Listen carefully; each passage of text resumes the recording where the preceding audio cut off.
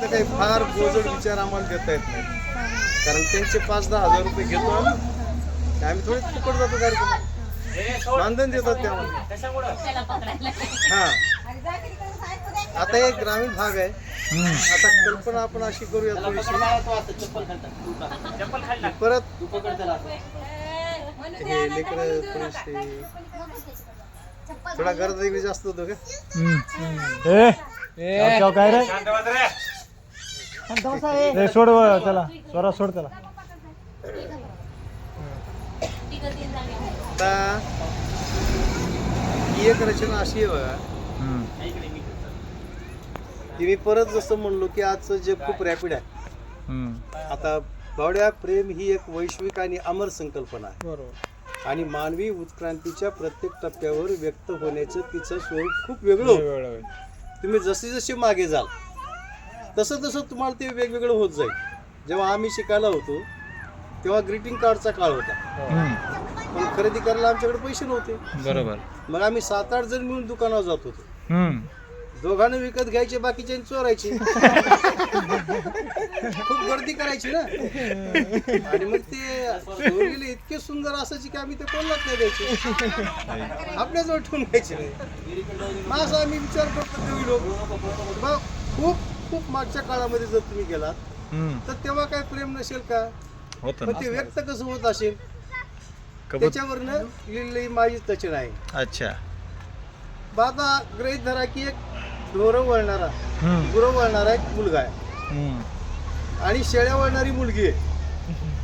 आता यांच्यामध्ये प्रेम जमलं. ओके. व्यक्त कसे होत असतील, प्रश्न पडल्याशिवाय कविता तयार होत नाही. बरोबर आहे, एकदम बरोबर. कसं व्यक्त होत असतील. तर मग आता इकडे मोठमोठे आंब्याची झाडं होती, आता तोडून टाकली सगळे. मग तो जो मुलगा आहे तो उंच आंब्यावर जात असेल, तिथला एखादा बाळ तोडत असेल आणि त्या मूल्य देत असेल, हे त्यांचं काय व्यक्त होणार. आणि ते इतके निष्णात होते ते पाहायचं काम नाही. ओके. पण कालांतरानं काय होतं की त्या मुलीचं लग्न होऊन जातं, ती बिचारी नांदायला निघून जाते. त्याच्या नशिबातले गुरं काही हटत नाही, तो परत त्या शेतामध्ये चारा जातो. पण त्या सगळ्या आठवणी त्याच्या या कवितेतून मांडण्याचा प्रयत्न. कशी झाली ताटातूट सांग राघू मैनेची, सखे यादच जाईना पायातल्या पैंजणाची, सखे यादच जाईना रुनू झुनू पैंजणाची.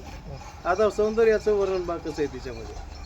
कानी बाभळीची फुलं नाती मोरणी आराटी. म्हणजे पूर्वी जे गरीब घराचे होते की नाही मुली, आभूषण काहीच नव्हते सोन्याचे. मग कानामध्ये तुमच्याकडे बाभळ आहे का, ते पिवळं फुल येते त्याला.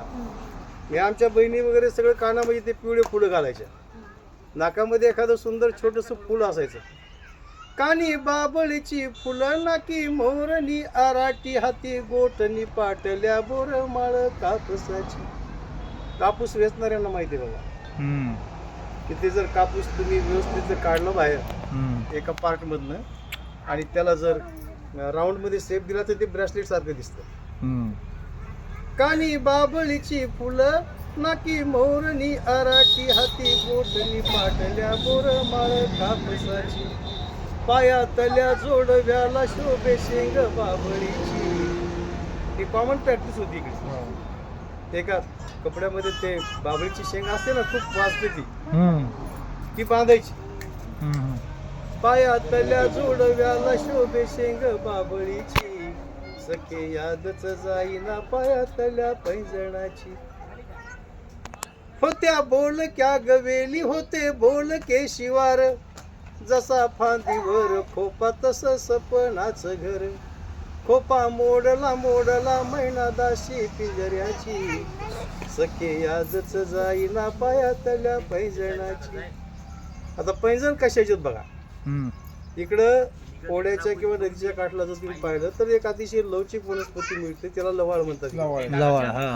तुमच्याकडे असतं का ते? खूप लवचिक असतात, तर त्याचे बनलेले आहेत ते. होते भारीच पैंजण हौस पैंजणाची भारी, लव्हाळाच्या पैंजणाला शोभे आंब्याची कुळेरी, पैंजणाच्या गोंधनाला तीट काळ्या कारळाची, सखे यादच जाईना पायातल्या पैंजणाची. ही अशी ग्रामीण आता हे जे शब्द जे हरवत चालले की नाही, तर हे जतन करून ठेवणं ही हे कवी लोकांचं साहित्यिकांचं काम आहे.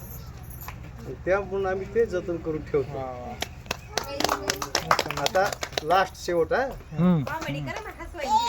जर हसत नाही नाही थांबा की हो. कोणची शेवटची कविता ना? डोक्यावून गेले असतील. नाही नाही नाही नाही नाही